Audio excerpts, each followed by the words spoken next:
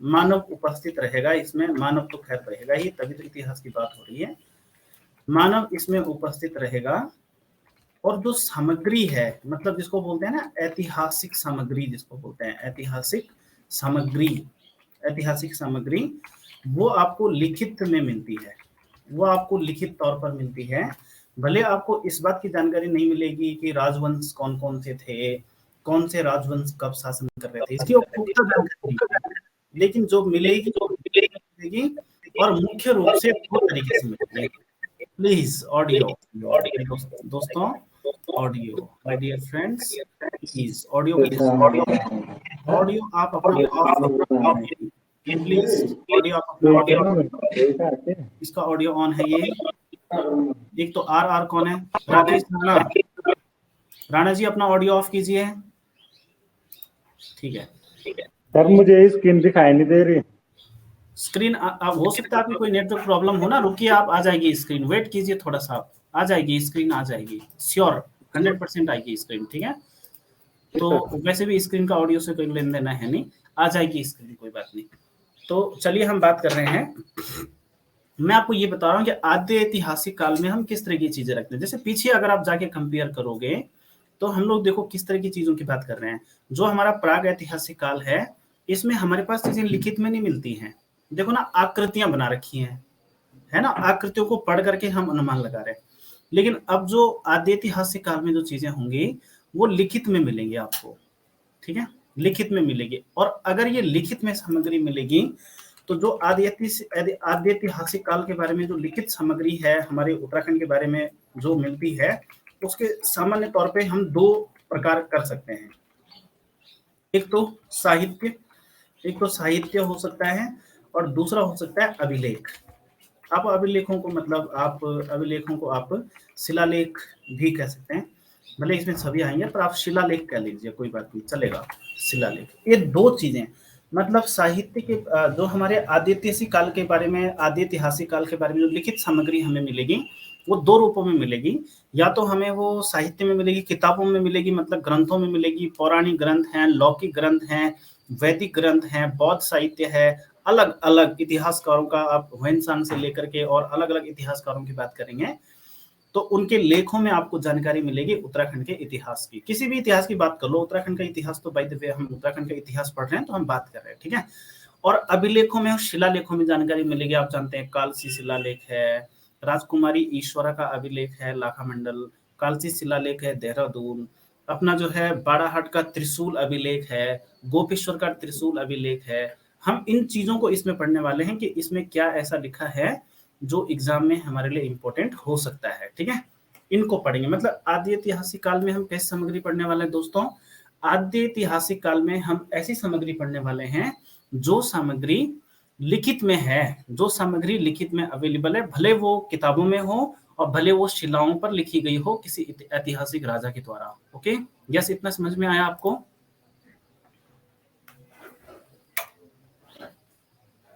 Yes type कीजिए जरा सारे लोग, यस टाइप कीजिए। Very good.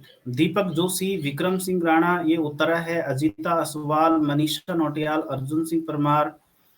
मनीषा आ रही है ना, आ रही है ना आवाज आपको? आशीष बिजलवान भाई साहब नमस्कार। अंतर प्रवास, आकांक्षा, करिश्मा, जसनीत, सुरेश, राखी, वाओ, सुरभि नोटियाल, अमिता, आशीष राणा, मनीषा शाह, मनीषा नोटियाल, बलदेव सिंह। पिक्चर नहीं आ रही है, अच्छा पिक्चर नहीं आ रही है तो नेटवर्क इश्यू हो सकता है। आप बने रहें, जस्ट कुछ समय बाद आपकी पिक्चर आ जाएगी, ठीक है।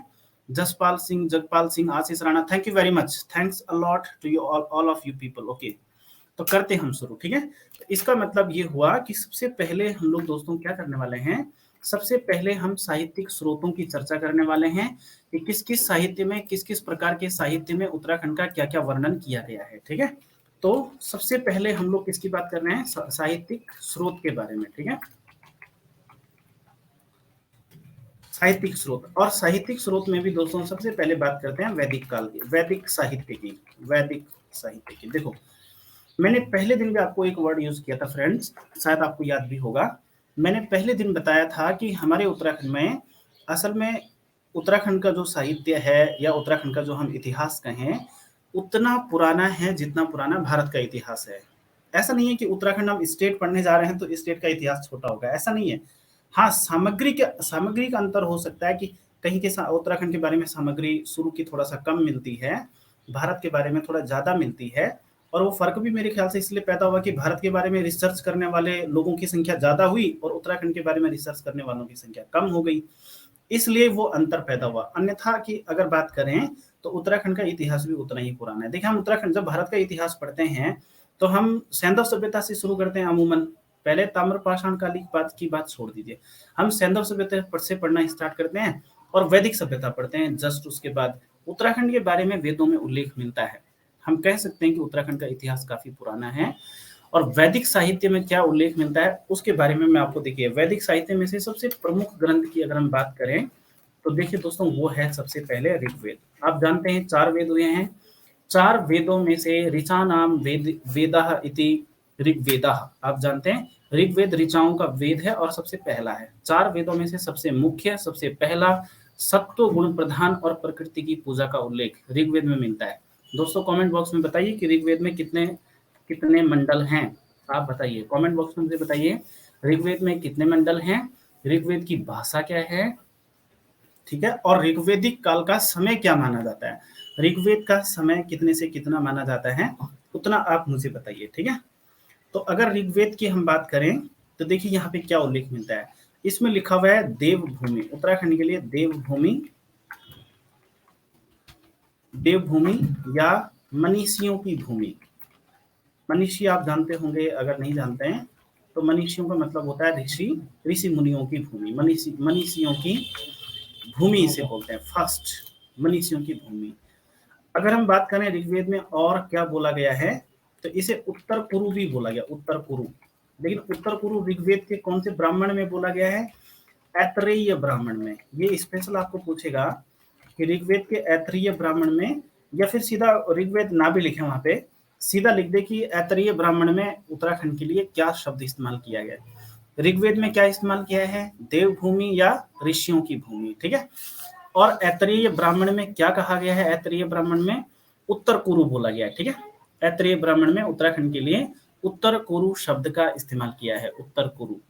तो या तो वो ये पूछेगा कि इनमें से कौन सा नाम ऋग्वेदिक है, क्योंकि दोस्तों आपकी जानकारी के लिए मैं बता दूं, साइड में लिख देता हूं मैं यहाँ पे, कि जो वैदिक साहित्य होता है, वैदिक साहित्य, उसके अंतर्गत 4 चीजें आती हैं, ठीक है। एडिशनल जानकारी मैं आपको यहाँ पे लिख के दे देता हूँ, आप देखें।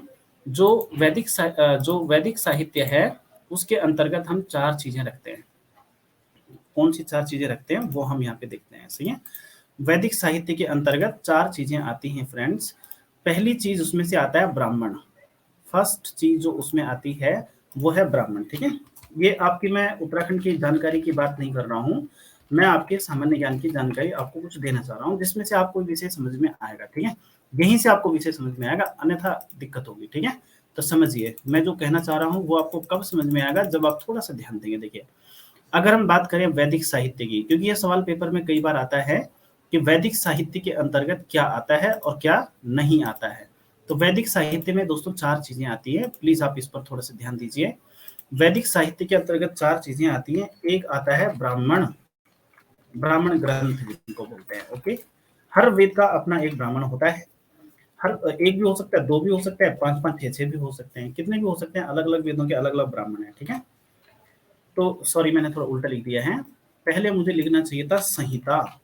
हर वैदिक ग्रंथ की एक संहिता होती है, साथ में हर वैदिक साहित्य का एक ब्राह्मण होता है दोस्तों, ब्राह्मण होता है, ब्राह्मण ग्रंथ जिसको बोलते हैं, जिसमें वैदिक संहिताओं की व्याख्या की रहती है।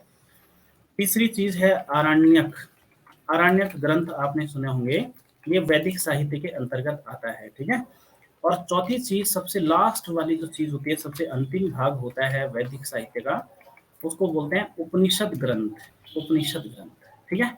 ये 4 चीजें आती हैं।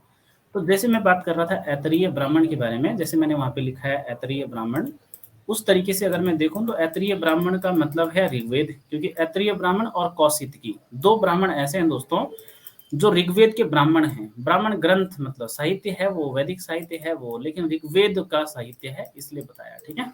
बात समझ में आई आपको? इसीलिए यहाँ पे मतलब मैं ये सब चीजें क्यों बता रहा हूँ आपको, ये सब चीजें मैं इसलिए बता रहा हूँ कि जो ये उल्लेख उत्तर कुरु उल्लेख मिल रहा है, हम ये कह सकते हैं कि ऋग्वेद में है, लेकिन ऋग्वेद में स्पेसिफिक अगर आंसर पूछें कोई आपसे, तो आप ये कहेंगे कि ये ऋग्वेद के ऐतरेय ब्राह्मण में नाम मिलता है। तो यानी ऋग्वेद में हमारे उत्तराखंड के लिए क्या नाम लिखा गया है? देवभूमि, मनीषियों की भूमि, है ना। साथ में उत्तर कुरु लिखा गया ऐतरेय ब्राह्मण में। और आपने जो वैदिक काल का, ऋग्वेदिक काल का जो समय आपने बताया 1500 से 1000, ये बीसी में लिखना है। इसको क्या लिखना है? बिफोर क्राइस्ट, बीसी में लिखना है, ठीक है। और एक और नाम इसमें मिलता है वेदों में हमारे उत्तराखंड के लिए, वाक देवी क्षेत्र। ये नाम की अगर मैं बात करूं तो ये स्पेशली बद्रीनाथ के बारे में है, बद्रीनाथ के बारे में, मतलब गढ़वाल के बद्रीनाथ वाले क्षेत्र के लिए स्पेशली वाक देवी क्षेत्र बोला गया है। और ये नाम हमें कौशितकी ब्राह्मण में मिलता है, कौशितकी ब्राह्मण। आपको ये अच्छे से याद करके रखना है दोस्तों। आपको सवाल ये भी पूछा जाता है, देखिए उत्तराखंड की सामान्य जानकारी में तो ये उत्तराखंड के संदर्भ में पूछेगा, लेकिन अगर वो पूछेगा वेदों की भाषा बताइए, ऋग्वेद में कितने मंडल हैं, आपको पूछेगा ऐतरेय ब्राह्मण किस वेद से संबंधी है, कौशितकी ब्राह्मण किस वेद से संबंधी है, तो यार उसके लिए कोई अलग से थोड़ी पढ़ना पड़ेगा, यहीं से तो हमें पता लग रहा है। और इसीलिए मैं जोर दे करके ये बात बता रहा हूँ कि देखिए वैदिक साहित्य ही है, ऋग्वेद है ये। ऐतरेय ब्राह्मण का मतलब ऋग्वेद, कौशितकी का मतलब ऋग्वेद, क्योंकि ऐतरेय और कौशितकी 2 ब्राह्मण हैं जो ऋग्वेद के ब्राह्मण हैं। ओके, साथ में मैंने आपको बताया कि वैदिक साहित्य में हम किस चीज को शामिल करते हैं। और ये सवाल उत्तराखंड में, उत्तराखंड लोक सेवा आयोग तो ये सवाल बहुत बार पूछता है। उत्तराखंड लोक सेवा आयोग ये सब कई बार ये सवाल पूछ चुका है कि वैदिक साहित्य का क्या मतलब होता है, बताइए। वैदिक साहित्य का मतलब बताइए, वैदिक साहित्य में कौन से ग्रंथ आते हैं, कौन से नहीं आते। तो वो क्या करते हैं, एक लिख दिया ब्राह्मण, एक लिख दिया आरण्यक, एक लिख दिया वहां पे पुराण, और एक लिख देगा उपनिषद। तो पुराण वैदिक साहित्य में नहीं आते, ये 4 चीजों के अलावा वैदिक साहित्य में कुछ नहीं आता है, ठीक है। तो एक बात हमारी ये हो गई, बोलिए यस, यहां तक अगर आपको बात समझ में आ गई है तो आप हमें बताइए। सवाल समझ में आ रहा है कि सवाल क्या बनेंगे, मेन बात वो है, ठीक है। आपको मुख्य रूप से अपने दिमाग में सवाल की सेटिंग बनानी है। प्रश्न क्या पूछा जाएगा ऐसे सोचना है, प्रश्न क्या पूछा जाएगा कि मेरा आंसर ये हो जाए, है ना। आपको सवाल समझ में आ रहे हैं, इसका मतलब आपका काम हो रहा है। सवाल समझ में आने चाहिए, ठीक है। कि अगर वो पेपर में, आपको ये सोचना है कि पेपर में वो ये पूछेंगे, जैसे क्या पूछेंगे, ऐतरेय ब्राह्मण में उत्तराखंड के लिए क्या बोला गया, या उल्टा कर देगा उत्तर पूर्व कहाँ बोला गया। उसी तरह से कौशितकी ब्राह्मण में क्या बोला गया, या वाक देवी क्षेत्र किस में बोला गया, मनीषियों की भूमि किस में बोला गया, या फिर मनीषियों की भूमि किस में बोला गया, फिर ऋग्वेद में क्या बोला गया, ऐसा ऐसा। और ये सामान्य ज्ञान से इसको रिलेट करते चलो कि ऐतरेय ब्राह्मण और कौशितकी दोनों ही ब्राह्मण किसके ग्रंथ हैं, ये ऋग्वेद के ब्राह्मण ग्रंथ हैं। ओके, यस, यहाँ तक इतने सारे सेटिंग आप करते चले जाओ, थकना नहीं है, थकना नहीं है, सवाल बनाते जाने हैं। दूसरा ग्रंथ जिसमें उत्तराखंड के बारे में बहुत ज्यादा उल्लेख मिलता है और इसी के बारे में जो क्वेश्चन आते हैं सबसे ज्यादा, उसका नाम है स्कंद पुराण। बहुत जरूरी, मतलब ये समझो आप कि स्कंद पुराण के बारे में तो क्वेश्चन, स्कंद पुराण में उत्तराखंड के लिए क्या है, गढ़वाल के लिए क्या है, शब्द यूज हुआ है, ऐसा तो पूछते ही रहते हैं एग्जामिनर, ठीक है। तो इसलिए इस वाले को भी आप बहुत अच्छे से ले चलो, स्कंद पुराण को ले चलते हैं कि इसमें क्या बोला गया, ठीक है।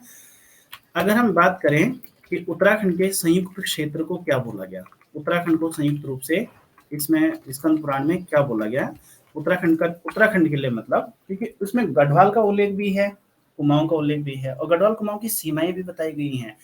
तब के जमाने की भौगोलिक सीमा की बात नहीं कर रहा हूं मैं, उन्होंने उत्तराखंड और कुमाऊं की राजनीतिक सीमाओं का भी उल्लेख किया है स्कंद पुराण में, कि उत्तराखंड की राजनीतिक और उसकी सीमा क्या है। भौगोलिक बात अलग है और राजनीतिक सीमाएं भी बता रखी है, और कुमाऊं का उल्लेख अलग किया है, गढ़वाल का उल्लेख अलग किया है। फिलहाल संयुक्त क्षेत्र की बात कर रहे हैं, तो एक नाम है ब्रह्मपुर, ब्रह्मपुर एक नाम इसके लिए आया है, ठीक है।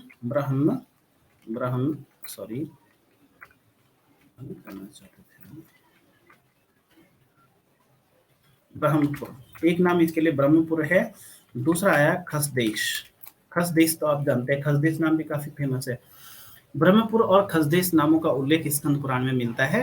ये मध्य हिमालयी क्षेत्र के लिए उल्लेख मिलता है, और विशेष रूप से केदारनाथ और बद्रीनाथ के आसपास के क्षेत्रों को खसदेश बोला गया। खास करके उसमें लिखा हुआ है कि तिब्बत की सीमा से लगे हुए क्षेत्रों को खसदेश बोलते हैं। तो उत्तराखंड का काफी बड़ा हिस्सा इसमें आता है, सही है।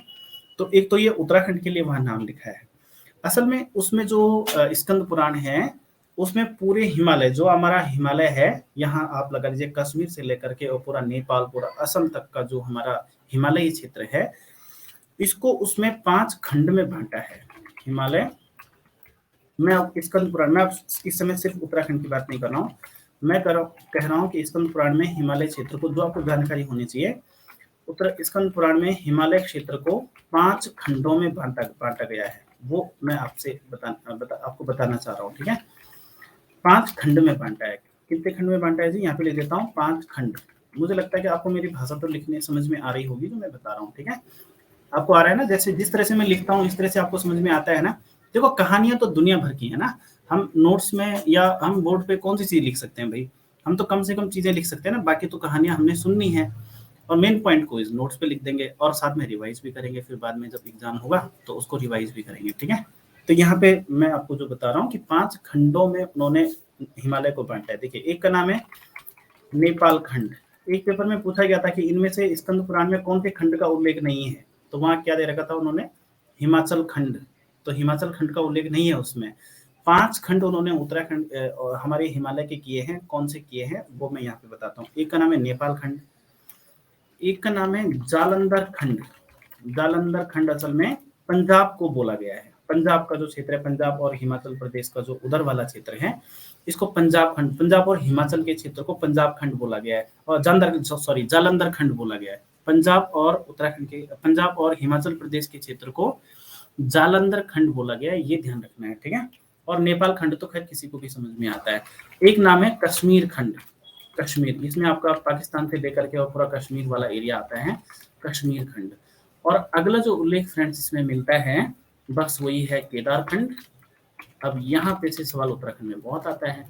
और एक है मानस खंड। उन्होंने स्कंद पुराण में हिमालय को 5 भागों में बांटा है, जो आपको यहाँ पे दिख रहा है। ठीक है, तो ये मतलब मैं ये नहीं पूछ रहा हूँ कि आपको उत्तराखंड सामान्य ज्ञान में ऐसा प्रश्न पूछेंगे कि उत्तराखंड को कितने खंडों में बांटा है, या उत्तराखंड सामान्य ज्ञान में मुझे नहीं लगता कि ऐसा कोई पूछेगा, क्योंकि ये सामान्य ज्ञान की जानकारी है, भारत के इतिहास की जानकारी तो है ही है, इसमें से सामान्य ज्ञान में तो क्वेश्चन पूछा ही जा सकता है, और कोई उत्तराखंड में भी पूछ ले तो कौन रोक सकता है। लेकिन ये 2 चीजें तो हैं उन 5 में से हमारे मतलब की। ठीक है, अब इसमें मैं नहीं जाना चाहूंगा नेपाल खंड की सीमा क्या है, जालंधर खंड की, कश्मीर खंड की, आप अनुमान लगा सकते हैं। लेकिन केदार खंड और मानस खंड के बारे में हम बात कर सकते हैं कि केदार खंड और मानस खंड को उन्होंने किस तरीके से कहा है। अब यहीं पर मैं डिटेल यहाँ पे आपको बताना चाहता हूँ, थोड़ा बॉर्डर, मतलब केदार खंड मानस खंड को हम अलग से पढ़ेंगे। वैसे गढ़वाल को क्या, गढ़वाल का साहित्यिक स्रोतों में वर्णन क्या है, कुमाऊं का क्या है, वो हम पढ़ेंगे अलग से। ठीक है, फिलहाल यहाँ पे मैं मोटा मोटा रेफरेंस आपको बताता हूँ, आपको शायद थोड़ा ध्यान रहेगा कि केदार खंड के लिए उन्होंने, केदार खंड शब्द उन्होंने गढ़वाल के लिए इस्तेमाल किया है। ऐसा हमें कैसे पता लगता है कि वो गढ़वाल के लिए, क्योंकि गढ़वाल शब्द तो उसके बाद गढ़ा गया ना। मानस खंड की, स्कंद पुराण की अगर बात करें तो प्रथम शताब्दी से पहले की चीज है। और अगर गढ़वाल की बात करें तो ज्यादातर लोग जिस बात के लिए सहमत हुए हैं, इतिहासकार, वो सहमत हुए हैं कि अजयपाल के समय गढ़वाल शब्द गढ़ा गया। भले विचार अंतर है उसमें भी, लेकिन अजयपाल के समय, अजयपाल ने जब 52 गढ़ों का एकीकरण किया तो बोलते तब गढ़वाल शब्द गढ़ा गया, तो वो तो बहुत नया शब्द है ना। लेकिन हमें कैसे पता लगा कि ये गढ़वाल के बारे में बता रहा है, देखिए यहाँ से पता लगा जो मैं आपको बता रहा हूँ। उसमें ये लिखा गया है कि तमसा नदी से बधान पर्वत, ठीक है, तमसा नदी से बधान पर्वत तक के क्षेत्र को केदारखंड बोला जाएगा। आप जानते हैं ये तमसा नदी कौन है, टॉन्स। अगर मैं इसके बारे में बात करूं कि तमसा नदी कौन है, कोई हमसे ये पूछे कि तमसा नदी कौन है जरा बताइए, तो हम कहेंगे तमसा नदी किसको बोलते हैं, टॉन्स नदी को बोलते हैं। ये उत्तराखंड और हिमाचल की सीमा पे बहती है वर्तमान में। समझ में आ रहा है, टॉन्स लिख देता हूँ यहाँ पे, टॉन्स नदी तो आप जानते ही हैं, उत्तराखंड और हिमाचल प्रदेश, देहरादून और हिमाचल प्रदेश की बॉर्डर पे एक टॉन्स नदी बहती है। अगर आप ज्योग्राफी की थोड़ा जानकारी रखते हैं तो आपको पता होगा। और जो ये बधान पर्वत है दोस्तों, इसमें से क्वेश्चन आएंगे, मैं बता रहा हूँ। मैं जरूरी नहीं है कि ये पूछें कि केदारखंड किसमें बोला गया, मानस खंड किसमें बोला गया, वो बोल देंगे टॉन्स नदी कहाँ बहती है, या तमसा का नया नाम क्या है, ऐसा। और बधान पर्वत किसको बोलते हैं दोस्तों, बधान पर्वत नंदा देवी जो शिखर है ना उत्तराखंड में सबसे ऊंचा, जिसको हम नंदा देवी हिमाल भी बोलते हैं, नंदा देवी हिमाल भी दोस्तों हम इसको बोलते हैं, नंदा देवी हिमाल। उसमें हमारा अगर मानचित्र पे देखेंगे, मैं चलो मानचित्र ले भी आ सकता हूँ मैं, ऐसी कोई दिक्कत नहीं है। मानचित्र पे अगर हम देखेंगे तो हमें पता चलेगा कि तमसा नदी टॉन्स को बोला जा रहा है, और बधान पर्वत नंदा देवी पर्वत को वर्तमान में भी बोलते हैं। नंदा देवी पर्वत कहाँ पड़ता है जी? चमोली के ईस्ट में पड़ता है, पिथौरागढ़ और चमोली के बॉर्डर में पड़ता है। वो पूरे जितने सारे वहां पे पर्वत है ना, आपका जो है नंदा देवी पर्वत है, वहां पर आपका नंदा घुंघुटी है, नंदा कोट है, पंचाचूली है, दूनागिरी है। सबसे ऊंचे पर्वत तो उत्तराखंड के उसी क्षेत्र में, इस बधान पर्वत के क्षेत्र में। और एक और चीज आप याद करें कि जिस एरिया की मैं मानचित्र पर आपको बात बता रहा हूँ ना दोस्तों, यहाँ बधानगढ़ भी था पहले से। बधानगढ़, जिसके लिए उत्तराखंड के गढ़वाल और कुमाऊं के शासकों में काफी बार युद्ध भी हुए हैं। बधानगढ़ के युद्ध आपने सुना होगा। और ये बधानगढ़ को बोलते हैं उत्तराखंड का पानीपत। ये बधानगढ़ को उत्तराखंड का पानीपत बोलते हैं। मैं चाहूंगा कि मैं यहाँ पर एक मैप आपके सामने लाऊं, जो मैं बोल रहा हूँ ज्यादा अच्छा रहेगा कि मैं आपको एक मैप के ऊपर ये दिखाऊं। थोड़ा वेट कीजिए, मैं आपको एक मैप दिखाता हूँ, ठीक है? वेट कीजिए फ्रेंड्स, एक मैप पर मैं इस बारे में बात करना चाहता हूँ। रुकिए आप थोड़ा वेट कीजिए, मैं एक मैप लेके आ रहा हूँ, ठीक है? उत्तराखंड का मैप लाते हैं, और उत्तराखंड के मैप पर हम देखते हैं थोड़ा सा क्या मिलता है हमें इसमें, ठीक है? सॉरी, इसमें उत्तराखंड का मैप है, देखते हैं थोड़ा प्लीज। मैप, चलिए इसको देखते हैं, आ रहा है क्या? ये तो कहाँ का मैप? एक मिनट, तो भारत का मानचित्र, सॉरी।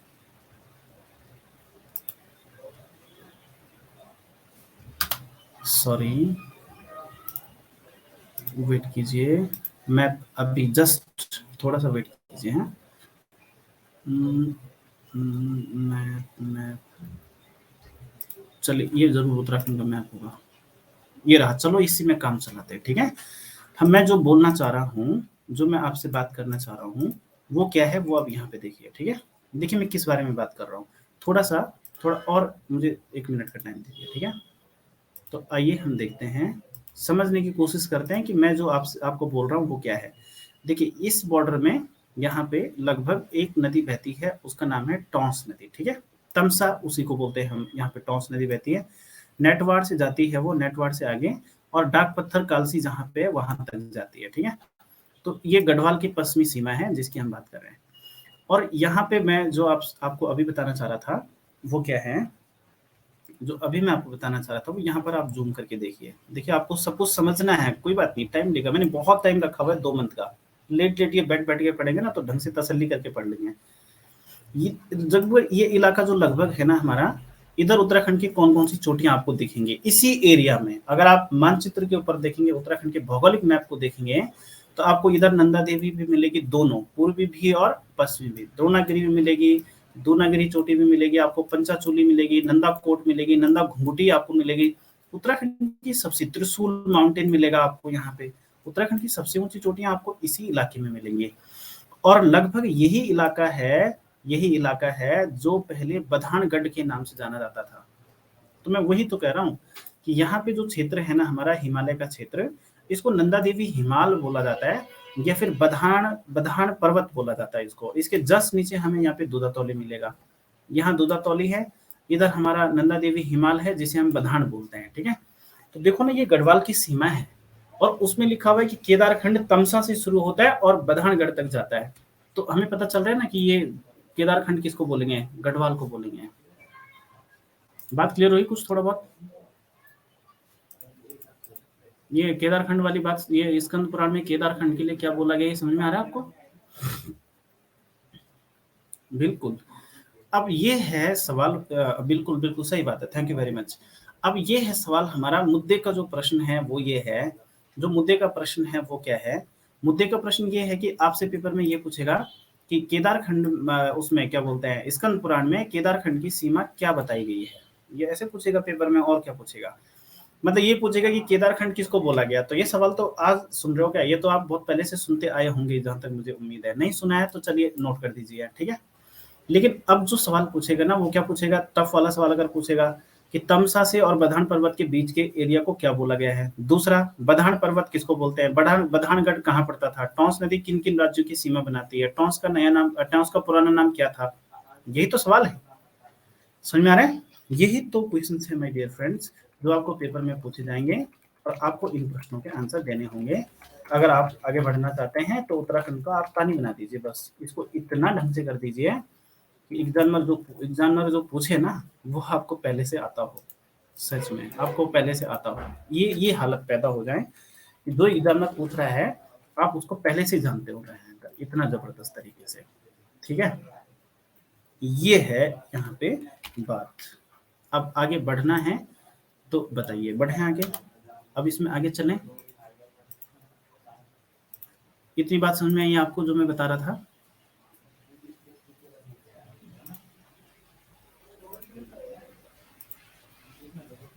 चलिए इस मैप को हम यही रखेंगे, ये आपको नोट्स में भी मिल जाएगा फिर, ठीक है। ये फिर मैप हमारा कहीं नहीं जाएगा। और यहीं पर मैं दूसरी चीज बताना चाहता हूँ आपको कि स्कंद पुराण में क्या बोला गया, ठीक है। स्कंद पुराण में मानस खंड बोला गया है कुमाऊं के लिए। मैं यहीं पे बल्कि यहाँ लिख देता हूँ, केदार खंड के आगे लिख देते हैं हम गढ़वाल। इससे पता चल रहा है कि गढ़वाल के लिए केदार खंड शब्द का उल्लेख है, यहाँ से मैं इसे हटा देता हूँ।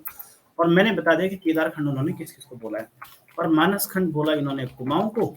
और अब कुमाऊं की सीमा इन्होंने क्या बताई है, जस्ट वो देख लेते हैं कुमाऊं की सीमा क्या बताई। अब तो हमारे पास मैप भी सामने है तो हम इसको आसानी से पढ़ पाएंगे, पकड़ पाएंगे, ठीक है। तो कुमाऊं की सीमा इन्होंने वहां पे क्या बताई, हमें कैसे पता लगा कि ये कुमाऊं के बारे में बात कर रहे हैं, तो बस चलिए इसको देखते हैं, ठीक है। तो उन्होंने क्या बताया कुमाऊं की सीमा के बारे में, उन्होंने क्या कहा, बस यहीं से स्टार्ट किया। बधान पर्वत से, ये बताया उन्होंने, बधान पर्वत से कालीमीर या काली नदी, यहां तक बताया। अब बताओ काली नदी कहाँ बहती है भाई? अब ये मानस खंड नहीं तो क्या है बताइए? पूर्वांचल नहीं बोलेंगे इसको तो क्या बोलेंगे? बधान पर्वत को हमने यहाँ पे खत्म किया था, और यहाँ से कालीमीर या काली नदी की बात हो रही है। और काली नदी वर्तमान में नेपाल और उत्तराखंड की सीमा है, विवादित सीमा भी है काफी बड़ी उसमें। पिथौरागढ़ और चंपावत की सीमा तो काली और नेपाल के बीच में ही बनती है, यहाँ पे लिपुलेख से निकलती है, टनकपुर तक जाती है। नेपाल नहीं मानता कि लिपुलेख से निकलती है। आपने कभी काला पानी विवाद सुना होगा तो बीच में मैं आपको बताऊंगा इस बारे में, ठीक है। कभी टाइम लगेगा तो बताऊंगा, जनरली मैं इसे ज्योग्राफी में बताता हूँ, उत्तराखंड के भूगोल में। तो देखिए भाई यहाँ तक बात हो गई, ठीक है। स्कंद पुराण में क्या वर्णन है, कहाँ तक का वर्णन है, किस तरह का वर्णन है, तो ये है उसमें बताया गया, ठीक है। बोलिए आगे बढ़े हम, ये आगे बढ़े हम इसमें। स्कंद पुराण में किस तरह की चीजें समझ में आ गई आपको? यस यस टाइप करते हैं आप ना, वाई को कॉपी करके रखें आप, वाई या एन को कॉपी करके रखें को, ज्यादातर वाई को, तक फटाफट उसको पेस्ट करते रहे, क्योंकि उससे होगा ये कि मतलब मुझे पता चलता रहेगा कि मेरी आवाज जा रही है, आप सुन रहे हैं, जरूरी है ना वो तो, आपके और हमारे बीच में बातचीत होना जरूरी है, ठीक है। तो ये है दोस्तों, ठीक है। Bharti, Manisha, Rakhi, Ashish Rana, Manisha, thank you very much. Karishma भी आ गई है, ठीक है, ठीक है, okay, thank you very much, ठीक है। तो दोस्तों ये है, अब हम आगे चलते हैं, ठीक है। अब हम ये देख सकते हैं अन्य साहित्य में क्या लिखा है, अन्य कौन कौन सा वर्णन हमारे उत्तराखंड के लिए लिखा गया है। सबसे मुख्य बात तो थी ऋग्वेद, और मुख्य बात थी स्कंद पुराण, जिसके बाद इनके बारे में क्वेश्चन भी आते हैं ना, तो इसलिए ये हमारे लिए ज्यादा इंपॉर्टेंट था, स्कंद पुराण भी और साथ में अपना ये वाला क्षेत्र भी, ठीक है। दोनों ही, तो मैंने दोनों ही आपको डिटेल में बता दिया, मैंने कोशिश की डिटेल जितना आप समझे भाई मैं बता पा रहा हूँ आपको, लेकिन मैंने कोशिश की है कि जो जरूरी चीजें है वो आपको बताई जाए, ताकि एग्जाम में जब क्वेश्चन आए ना तो हम उसको धनाधन ढंग से ठीक कर पाए, ठीक है। तो ये मैप मैं यहीं पर रखूंगा, आपको जो नोट्स भी आएगा तो ये मैप वहीं मिलेगा आपको, ठीक है।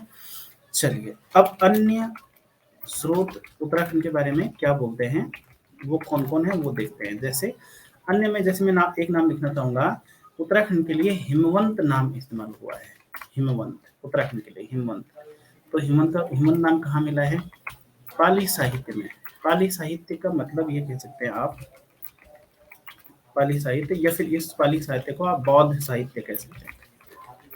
पेपर में क्या क्वेश्चन पूछेंगे आप इस बारे में, क्या क्वेश्चन पूछेगा आपसे कि हिमवंत उत्तराखंड के लिए कहाँ इस्तेमाल हुआ है, या पाली साहित्य में उत्तराखंड को क्या बोला गया। बौद्ध साहित्य, बौद्धों की साहित्यिक भाषा क्या थी भाई? पाली, है ना। पहले संस्कृत थी, संस्कृत के बाद पाली आई, पाली के बाद प्राकृत बनी, प्राकृत के बाद अपभ्रंश हुआ, उसके बाद अव्वाहट, और फिर उससे हिंदी बनी। तो यही बात है, ठीक है। एक और नाम उत्तराखंड के लिए आया है, वानस्पतिक बागीचा। वानस्पतिक बागीचा, ये तो आयुर्वेदाचार्यों ने किसी ने बोला होगा पक्का। वो कौन है? वो कहाँ लिखा हुआ है? चरक संहिता में। अब ये मत पूछना मुझे कि चरक संहिता किसने लिखी है, उसी में पता लग रहा है चरक ने लिखी है, वो आयुर्वेद के अच्छे जानकार थे। तो उत्तराखंड के लिए वानस्पतिक बगीचा लिखने का मतलब है कि उत्तराखंड में बायोडाइवर्सिटी बहुत ज़्यादा है, पेड़ पौधे वनस्पतियां अलग अलग किस्म की मिलती हैं और बहुत सारा उसमें मतलब कई प्रकार की 500 से ज़्यादा किस्म की तो अभी तक जो रिसर्च की हुई और प्राप्त तथ्य हैं जिनके साबित हो चुके हैं, उससे ज़्यादा तो हमारे यहाँ जड़ी बूटियां मिलती हैं जिनका हम आयुर्वेद में दवाइयों के तौर पे इस्तेमाल करते हैं। सही है। तो चरक संहिता में क्या बोला गया है, वानस्पतिक बगीचा। और एक नाम मुझे और याद आ रहा है, मोयुलो। ये मुझे आप बताओगे, बहुत ही पॉपुलर है मोयुलो। मोयुलो उत्तराखंड में किसको बोला गया है, मोक्ष का द्वार मोयुलो किसने बोला है बताइए, कुछ जानकारी जानते हैं आप? वेन सांग ने हरिद्वार के लिए, हरिद्वार तो क्या बोले मतलब हरिद्वार पूरे हरिद्वार क्षेत्र के लिए उसने मोयुलो शब्द का इस्तेमाल किया है, मोयुलो। ठीक है। और उसने कहाँ वर्णन किया है, आप मुझे ह्वेनसांग की किसी किताब का नाम बताओ। ह्वेनसांग ने भारत में आकर के जो महसूस किया, बौद्ध धर्म ग्रहण करने के लिए आया था वो, है ना, चीनी यात्री, उसे बोलते हैं यात्रियों का राजकुमार। क्या बोलते हैं? हाँ, यात्रियों का राजकुमार बोलते हैं। ठीक है। तो यात्रियों का राजकुमार जो ह्वेनसांग है, उसने कौन सी किताब लिखी थी बताइए? उत्तर भारत में जो उसने महसूस किया, जो उसने भारत में समझा, जो उसने भारत में सीखा, उस पर आधारित उसने कौन सी किताब लिखी है फ्रेंड्स? क्या आपने सुना है उस बारे में बताइए, कमेंट बॉक्स में टाइप कीजिए फटाफट। अपनी उंगली जरा याद रखें सर, या अपनी उंगली को जरा थोड़ा अच्छी सी स्पीड देके रखें। हाँ, yes yes, very good. Uttara क्या था जी? सी यू की, सी यू की, क्या नाम था जी? सी यू की, सी यू की नाम की किताब लिखी थी उन्होंने, जो मैं बात कर रहा हूँ ह्वेनसांग ने। और साथ में दोस्तों आप मुझे एक और चीज बताइए, आप मुझे एक और चीज बताइए, ह्वेनसांग किसके समय भारत आया था? एक, ह्वेनसांग ने बौद्ध शिक्षा कहाँ ग्रहण की थी? दो, और मुझे ये बताएं कि ह्वेनसांग किसका राजदूत था? ठीक है। ह्वेनसांग किसका राजदूत था? वो भारत आया था, इसको द्वितीय शाक्यमुनि बोला जाता है, इनको द्वितीय शाक्यमुनि बोला जाता है, और इसे यात्रियों का राजकुमार भी बोला जाता है। ये चीन से भारत आया था बौद्ध शिक्षा ग्रहण करने के लिए। इसने शिक्षा कहाँ ग्रहण की? एक, ये किस समय भारत आया था? भारत में लगभग ये समझिए उत्तर भारत में किसका शासन था? दो। आप मुझे ये चीज बताइए। ठीक है। तो दोस्तों ये उत्तराखंड के बारे में अलग अलग साहित्य में अलग अलग स्थानों पर जो चित्रण मिलता है, वर्णन मिलता है, उसके बारे में मैं आपको ये चीजें बताना चाह रहा था जो मैं बता चुका हूँ। ठीक है। साहित्य की बात, हाँ यस, वेरी गुड।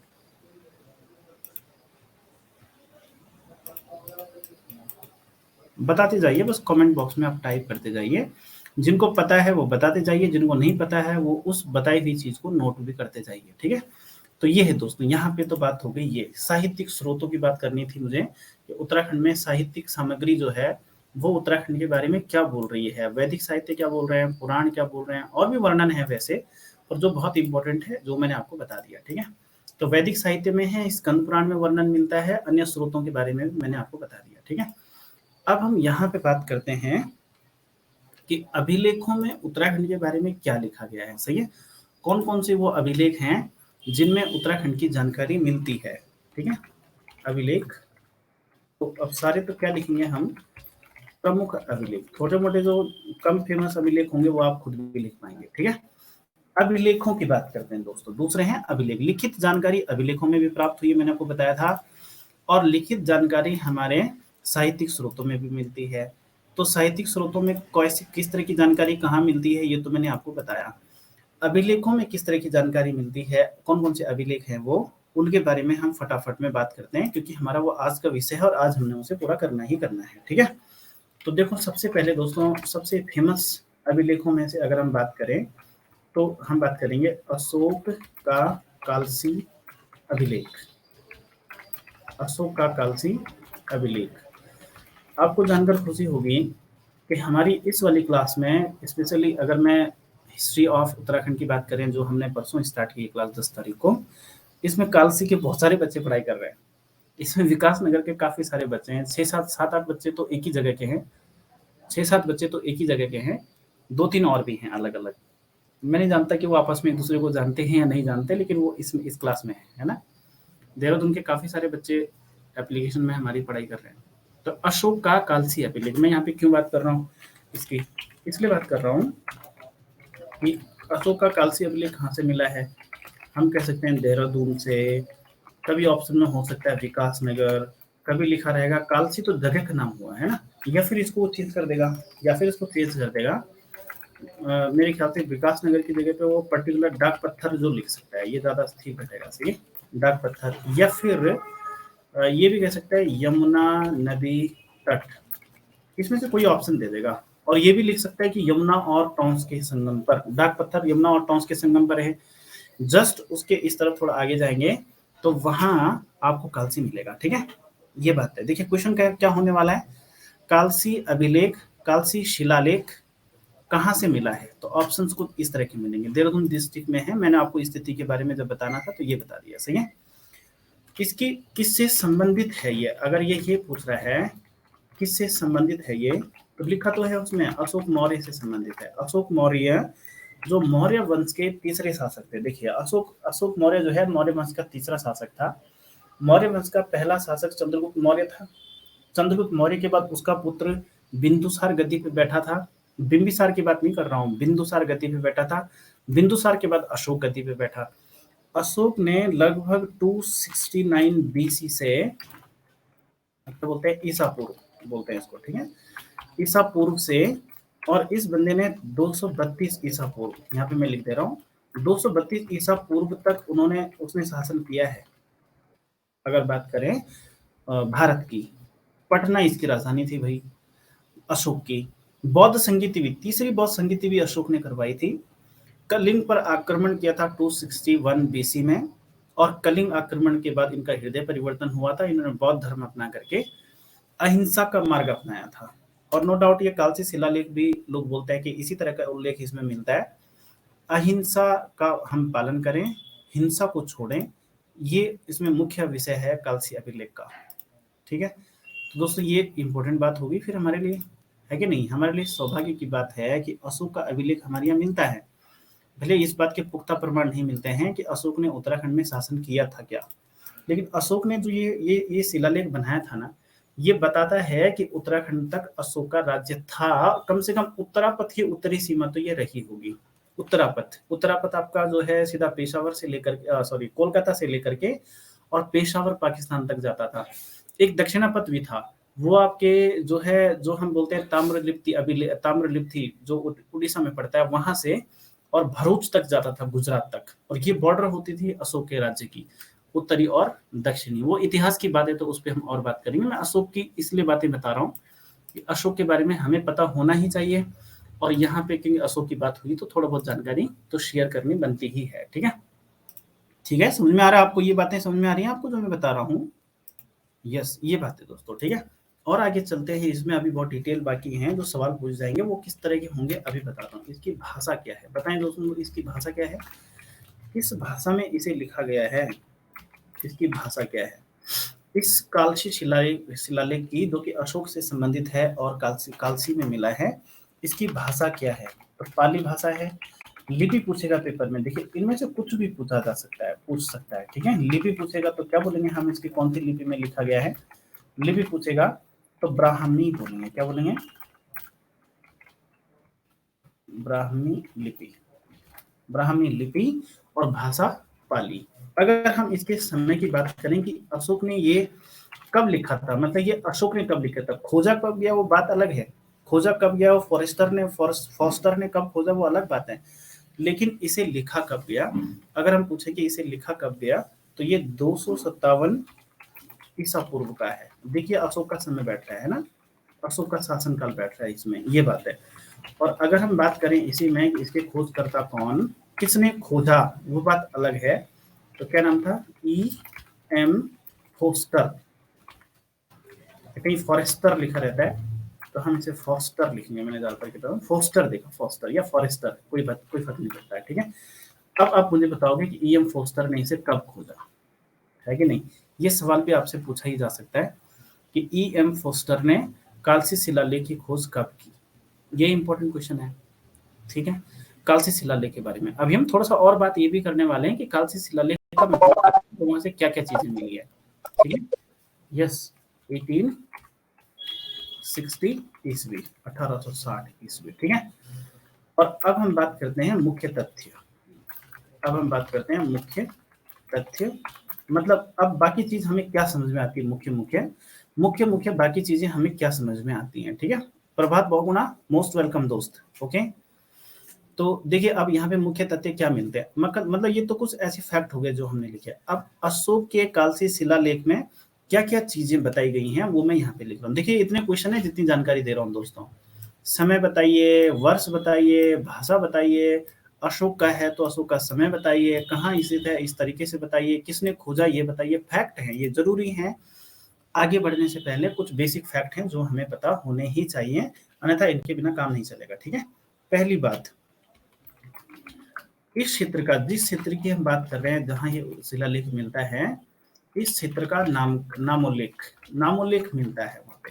इस क्षेत्र का उस शिलालेख में नामोल्लेख मिलता है और क्या लिखा है, उपरांत। क्या लिखा है, उपरांत। क्या लिखा है जी, उपरांत। और फिर उसी तरह से, क्योंकि यहाँ के लोग इसमें उपरांत शब्द का इस्तेमाल किया है, इस क्षेत्र के लिए उपरांत शब्द का इस्तेमाल किया है, तो यहाँ के लोग अपने आप ही हो गए क्या, उपरांतिक।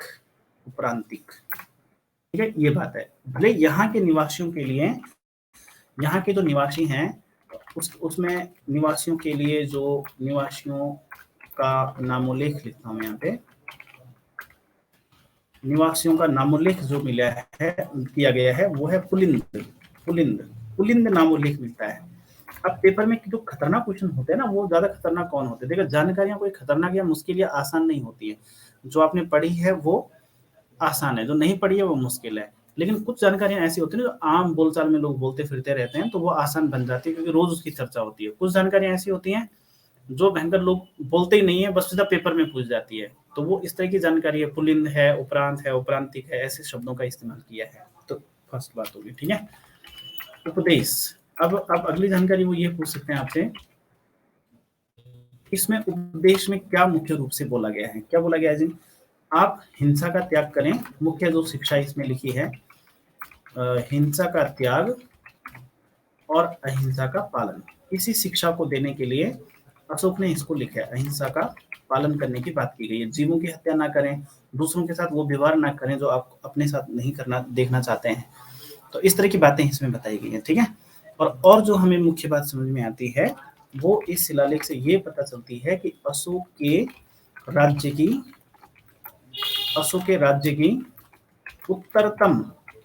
उत्तरतम सीमा है ये, या कई बार लिखा हुआ है कि ये अशोक के राज्य का उत्तरापथ था। उत्तरापथ की बात मैंने अब यहाँ पे इंडिया का मैप भी आ रखा है, तो मैं यहाँ पे आपको दिखा सकता हूँ।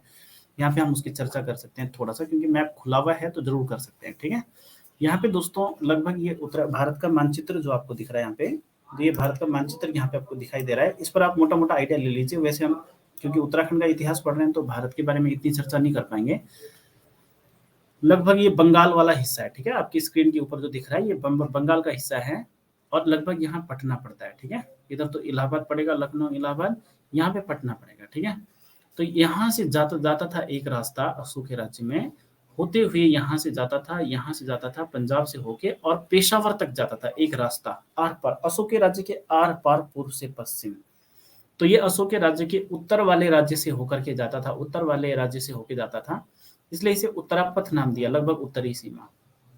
और यहाँ से नीचे की तरफ जो जाता था इस तरह से भरूच तक जाता था वो एक रास्ता, यहाँ से ताम्रलिप्ति बंदरगाह उड़ीसा में पड़ता है, आपने कभी सुना होगा, प्राचीन बंदरगाह।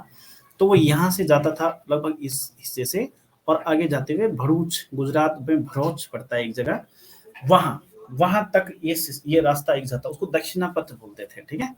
तो ऐसा बोला जाता है कि अशोक का जो ये शिलालेख है, ये क्या नाम बोलते हैं, ये अशोक के सबसे उत्तरी सीमा का उल्लेख भी करता है। इससे पता चलता है कि अशोक के राज्य की उत्तरी सीमा क्या रही होगी, वो भी हमें यहाँ से मालूम हो जाती है, ठीक है दोस्तों। बातें समझ में आ रही हैं, जरा यस वेस भी टाइप करें बीच बीच में, तो उससे हमें जानकारी मिलती रहेगी कि हाँ जी सिस्टम चल रहा है और आप लाइव हैं और आप मजे ले रहे हैं, ठीक है। कैसा लग रहा है आपको, जरा एक एक शब्द में बताइए जरा दोस्तों, एक एक शब्द जो आपको लग रहा है, जैसा आपको लग रहा है एक एक शब्द पे बताइए। ममता मेहर स्क्रीन नहीं दिख रही, स्क्रीन शायद नेटवर्क प्रॉब्लम होगी ममता, मैं चेक कर सकता हूँ वैसे आपकी स्थिति, आपका नेटवर्क क्या कह रहा है। ममता, ममता कहाँ पे, एम आर कहाँ पे है, एम आर एम एम ममता मेहर, नेटवर्क तो ठीक है आपका। आप एक बार बाहर जा करके फिर से अंदर क्यों नहीं आ जाते, आप एक बार जाके बाहर अंदर आइए, ठीक है। आप एक बार लॉग आउट मतलब क्लास छोड़ के लीव कीजिए और फिर वापस आइए, लॉग क्लास ज्वाइन कीजिए, तो जरूर आपका समाधान हो जाएगा, ठीक है। कभी कभी ऐसे इश्यू होते हैं, अभी ये टेक्निकल चीज है तो इसमें कुछ मैं तत्काल मैं भी नहीं बता पाता हूँ।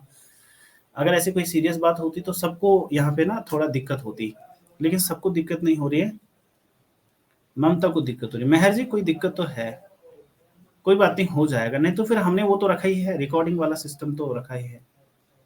एक तो बलदेव सिंह को स्क्रीन नहीं दिख रही है और साथ में ममता को दिक्कत हो रही है। देखिए, सो सॉरी फॉर दैट, पर अभी भी ऑनलाइन में कुछ कर नहीं सकता, मैं चेक करूंगा बाद में। अभी आप फिलहाल वो कीजिए, क्या नाम बोलते हैं, चाहे लीव कर सकते हैं आप, रिकॉर्डेड क्लास देखना आप, है ना। 3-4 लोग तो वैसे भी लीव कर चुके हैं, शायद उनको दिख नहीं रहा था, मैसेज डाल रहे थे ना, तो ठीक है, कोई दिक्कत नहीं है, पर मतलब अभी समय खराब करें, अगर मजा नहीं आ रहा तो समय खराब ना करें, ठीक है। बेहतरीन ही नहीं, बहुत ही बेहतरीन, thank you very much Suresh Rana, yes thank you दोस्त। आशीष कह रहा है यू आर ग्रेट, ग्रेट तो नहीं हूँ सर, पर कोशिश कर रहा हूँ थोड़ा बहुत कुछ करने की, ठीक है, थैंक यू। तो चलिए हम यहाँ पे कर दिया, अब ये कालसी शिलालेख हो गया, ठीक है। अब दोस्तों कालसी कहाँ पड़ता है बताइए, कालसी देहरादून में पड़ता है। कालसी शिलालेख किसका है, तो अशोक का है। बहुत अच्छा लग रहा है अजीता, अच्छा लग रहा है बहन जी, वेरी गुड, अच्छी बात है, थैंक यू। अच्छा लग रहा है, इसका मतलब नौकरी लगेगी तभी लगेगा, ये सबसे अच्छा टारगेट वही है दोस्तों। मेरे को तो ये बिल्कुल ही अच्छा नहीं लगता, नौकरी लग जाए तुम्हारी बस, तब मुझे अच्छा लगने लगेगा ये अपने आप ही, ठीक है। तो चले दोस्तों, ये है, देखिए इसके बारे में क्वेश्चन आएंगे तो जरूर बताइएगा, देखो एक भी जानकारी मत छोड़ना, ठीक है। सुपर से भी ऊपर, देखो यार तुम कुछ बड़े बड़े शब्द यूज कर रहे हो भाई तुम भयंकर शब्द यूज कर रहे हो, तुम्हारी शब्दावली बहुत जबरदस्त है भाई। चलो खैर हम आगे बढ़ते हैं, ठीक है। तो आइए एक और चीज देखते हैं, अब हम बात करते हैं। देखो दोस्तों, आपने सुना होगा लाखा मंडल अभिलेख, आपने तो लाखा मंडल का नाम, इस शायद अभिलेख तो शायद आपने सुना है कि नहीं सुना है, लेकिन आपने शायद वो देखा हो, सुना होगा, क्या नाम बोलते हैं, आपने लाखा मंडल का नाम पांडवों की वजह से सुना होगा, मतलब लाक्षाग्रह सुना होगा आपने, कि उसमें उनको मतलब जलाने के लिए एक षड्यंत्र किया गया था। भले वो षड्यंत्र जो है उनका सफल नहीं हो पाया, लेकिन इसके अंतर्गत जो है ईश्वरा का अभिलेख, वेरी गुड। इस यहाँ जो है उनको जलाने के लिए, उनके वनवास के दौरान उनको नष्ट करने के लिए लाक्षाग्रह, लाख की लकड़ियों का एक महल बनाया गया था जिसमें आग लगाई गई। तो ये लाखा मंडल तो भाई इसको मूर्तियों का भंडार बोलते हैं उत्तराखंड में, क्योंकि यहाँ से काफी सारी मूर्तियां प्राप्त हुई है, इसे मूर्तियों का भंडार बोलते हैं। देखिए आपकी जानकारी के लिए ये जानकारी बहुत अच्छी है, इसे मूर्तियों का भंडार भी बोलते हैं। देखिए, तो हम इस बारे में बात करते हैं कि लाखा मंडल अभिलेख के बारे में हमें क्या पता है, सही है। तो पहले हम इसकी स्थिति की बात करते हैं, पहले हम इसकी स्थिति की बात करते हैं कि ये कहाँ पड़ेगा, ये भी देहरादून में पड़ेगा। देहरादून में मैं कुछ अलग अलग चीज आपको बताऊं, लाखा मंडल क्योंकि जगह का नाम है तो लाखा मंडल भी लिखेंगे। ऑप्शंस में पता नहीं इस तरह की चीजें कुछ भी आ सकते हैं। यमुना तट पर, संयोग की बात देखो ना, कि दो बड़े अभिलेख हम पढ़ रहे हैं उत्तराखंड के बारे में जहाँ जानकारी मिलती है, और ये दोनों ही अभिलेख जो हैं देहरादून में है और यमुना नदी के किनारे। ये भी जबरदस्त बात है। देखिए दोस्तों, यमुना नदी कहाँ पे जाती है, हम इसकी लोकेशन देखते हैं, ठीक है। यमुना नदी हमारे लिए बड़कोट यमुनोत्री से जाती है, इधर नैनबाग साइड में जाती है, यहाँ से ना वो कट मार देती है, कट बिल्कुल देहरादून को दो भागों में मारती है, नॉर्थ और साउथ। तो यहाँ पर जहां पर ये कट मारते हैं ना, सीधे में आप मैप पे जाइएगा दोस्तों, मैप पे जरूर देखिएगा, वहां आपको लाखा मंडल मिलेगा एक जगह पे। मसूरी से लगभग 100 किलोमीटर की दूरी है लाखा मंडल की, अप्रोक्सीमेट 100 किलोमीटर, थोड़ा मैं ऊपर नीचे हो सकता हूँ, आप देख लीजिएगा, लगभग 100 किलोमीटर दूर, ठीक है। ये लाखा मंडल नाम की जगह मिलती है। गजब की बात क्या है दोस्तों, कि वहां दो अलग अलग अभिलेख है, ठीक है। तो दो अलग अलग अभिलेख जो हैं उसमें से एक तो खंडित अभिलेख है, खंडित अभिलेख बोलता है उसको, टूटा फूटा सा है खंडित अभिलेख, और दूसरा है ईश्वरा का अभिलेख। ईश्वरा एक राजकुमारी थी दोस्तों, ईश्वरा का अभिलेख मैं आपको बताने वाला हूँ कि ईश्वरा कौन थी, ठीक है। ईश्वरा का अभिलेख, ये दो अभिलेख हैं। तो हम यहाँ पे क्योंकि विशेष रूप से ईश्वरा के हम अभिलेख की चर्चा कर रहे हैं, अभी पांडवकालीन था कैसा था उसकी बात नहीं कर रहे हैं, हम सिर्फ ईश्वरा के अभिलेख की बात करना चाहते हैं कि इस अभिलेख में क्या चीजें हमें देखने को मिलती है। सही है, इस अभिलेख में क्या मुख्य बिंदु है। देखिए हमारा विषय सिर्फ इतना है कि हम हर मुद्दे में से वो मुद्दा पढ़ेंगे जो एग्जाम के लिए इंपॉर्टेंट हो, ठीक है, एग्जाम के लिए जो महत्वपूर्ण हो। बाकी हमें बहुत विद्वान भी नहीं बनना है और ना हमें अपनी विद्वता जाननी है, हमें वो पॉइंट क्लियर कर लेना है कि ये एग्जाम में आ सकता है, बस वो करना है, एग्जाम में आ जाए, आंसर सही भर जाए, हमारी नौकरी लग जाए, मकसद खत्म, ठीक है। ये मुख्य बात है। तो लाखा मंडल अभिलेख की स्थिति अगर पूछेगा कहाँ है, तो देहरादून में, हटा करके लिख देगा कौन सी नदी, टोंस नदी, यमुना नदी, आसन नदी, कुछ लिख देगा तो यमुना लिखना है, ठीक है। अभिलेखों में यहाँ खंडित अभिलेख एक है और ईश्वरा का अभिलेख, दो अभिलेख मिले हैं वहां से, दो अलग अलग, ठीक है। ईश्वरा के अभिलेख के बारे में दोस्तों सबसे ज्यादा क्वेश्चंस आते हैं ईश्वरा के अभिलेख के बारे में। अब ईश्वरा कौन थी, क्या है, इस बारे में मैं आपको बताना चाहता हूँ, ठीक है। जो ईश्वरा है वो यदुवंशी राजा, मैं किस लोकेशन भी बताऊंगा, भास्कर वर्मन की पुत्री थी, ऐसा बोलते हैं, भास्कर वर्मन की पुत्री। इसके दो तीन इंट्रोडक्शन है जो मैं आपको बताऊंगा। भास्कर वर्मन की पुत्री, भास्कर वर्मन यदुवंशी शासक था। यदुवंशी लोगों का शासन कहाँ था भाई, देखिए मतलब ये हर्षवर्धन जो था ना, लगभग उसके क्या कहें, गुप्तों के बाद, जब गुप्तोत्तर काल शुरू हुआ और हर्षवर्धन का राज्य चल रहा था उस दौरान, लगभग मध्य भारत क्या कहें, गंगा यमुना के दोआब क्षेत्र में यदुवंशी लोग शासन कर रहे थे। और यदुवंशी लोगों में से लगभग भास्कर वर्मन के अलावा उस ईश्वरा के अभिलेख में 12 राजाओं का उल्लेख है, मतलब भास्कर वर्मन के अलावा नहीं, इसको जोड़ के 11, मतलब और भास्कर वर्मन 12 राजाओं का उल्लेख है यदुवंशी शासकों का। टाइम पीरियड अगर कोई पूछेगा तो हम कहेंगे 5वीं 6वीं शताब्दी के गंगा यमुना के दोआब क्षेत्र में, लगभग उत्तर प्रदेश के आसपास के एरिया में शासन करने वाले यदुवंशी शासकों की एक क्या बोलते हैं गढ़वाली में, एक ध्यान थी, ध्यान उसको बोलते हैं, गढ़वाली में ध्यानी बोलते हैं, ठीक है, ध्यानती और श्यांति आपने सुना होगा। उसका नाम था ईश्वरा। अब उसकी शादी कहाँ हो रही थी, जालंधर, पंजाब में। जालंधर का एक शासक था चंद्रगुप्त, चंद्रगुप्त वो वाला चंद्रगुप्त नहीं जो आप जानते हैं, उनको मैं समझ लीजिएगा। चंद्रगुप्त विक्रमादित्य है, चंद्रगुप्त मौर्य है, उनकी बात नहीं कर रहा हूँ। जालंधर का एक शासक था चंद्रगुप्त, उससे उसकी शादी हुई थी। तो क्या बोलेंगे हम ऐसा लिखेंगे थोड़ा सा, यहाँ पे थोड़ा सा क्लियर हो जाएगा थोड़ा ना, जालंधरी, जालंधरी से मुझे जगह पता लग गई, शासक चंद्रगुप्त की रानी थी वो, उसकी शादी हो रखी थी। एक इंट्रोडक्शन ये हुआ, ईश्वरा कौन थी, पता हो हमें कि ईश्वरा कौन थी, तभी तुम बाकी बात कर पाएंगे। अब हम यही ना पता हो कि ईश्वरा का अभिलेख है जो, तो ईश्वरा थी कौन पता तो चले। या फिर हम ये कह सकते हैं, दो इंट्रोडक्शन ये हो गया। अब दूसरी चीज ये है कि इंटरेस्टिंग बात ये है कि जालंधरी के शासक चंद्रगुप्त की इससे इसकी शादी हुई थी और जालंधर चंद्रगुप्त की मृत्यु हो गई, तो कम उम्र में ही ईश्वरा विधवा हो गई। अब कम उम्र में विधवा होने के तो कई सारे मतलब हो जाते हैं फिर, कि महिलाओं के लिए ये सब जिंदगी आसान तो होती नहीं है। 6वीं 7वीं शताब्दी की बात हो रही, जब सती प्रथा से लेकर के और महिलाओं के बारे में वो हालात नहीं थे जो आज मौजूद है, तो उसके लिए आसान नहीं था। तो वापस गई और भास्कर वर्मन की अपने मायके में रहने लगी। तो मतलब उसको बहुत ज्यादा रुचि नहीं दुनिया से बची, तो वो लाखा मंडल आकर के वो रही काफी समय वहां। उसने शिव मंदिर बनाया और अपने पति की याद में उसने वहां शिव मंदिर बनवाया, और अपने पिता के बारे में और अपने राजवंश के बारे में उसने वहां शिलालेख लिखवाया ईश्वरा ने। उसे बोलते हैं ईश्वरा का अभिलेख, ठीक है। ईश्वरा का काफी ऊंचा बना है और बाकायदा उस पर उकेर उकेर के लिखा गया है, सही है। तो ईश्वरा का अभिलेख है वहां पे, सही है।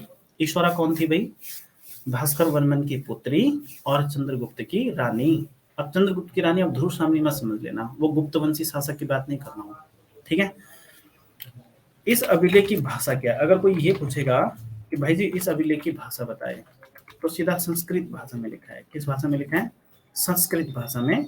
और अगर इसकी लिपि कोई आपसे पूछेगा तो ऑफकोर्स इसकी लिपि भी क्या है, वही लिपि इनकी सेम है, ठीक है। इस लिपि में लिखा है तो ब्राह्मी बोलेंगे, ठीक है, ब्राह्मी, ब्राह्मी लिपि, ठीक है। और भाषा क्या है, संस्कृत, ठीक है।